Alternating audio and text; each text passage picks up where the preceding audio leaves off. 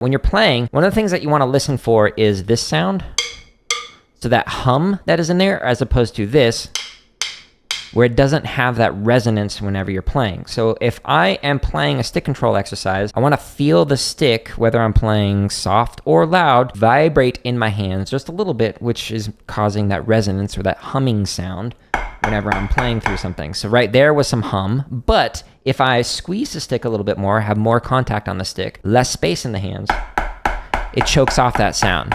So this has a profound impact on the consistency of your playing as well as the consistency of your sound quality. So if I just simply change the amount of space in my hand while playing just legato strokes, it has a profound impact on the sound quality and the resonance of the stick. But if I also change the velocity from the starting point into the head and back up into it, it can also have a profound impact on the amount of sound quality that you get out of this. So if you play with a slower velocity versus a faster velocity, you'll get significantly more sound out of it the more volume you put into this. So if you are trying to get super perfectionist about playing something like stick control, not only do you want to listen for the resonance in the stick and feel that resonance with that little tickle, that little vibration in your hand, but you also want to consider, am I playing with a different type of velocity on the check pattern, so the pattern where it's just alternating, versus when I'm playing a sticking pattern. So for example, some students, when they play a pattern like right, left, left, left, that right hand is gonna have like quicker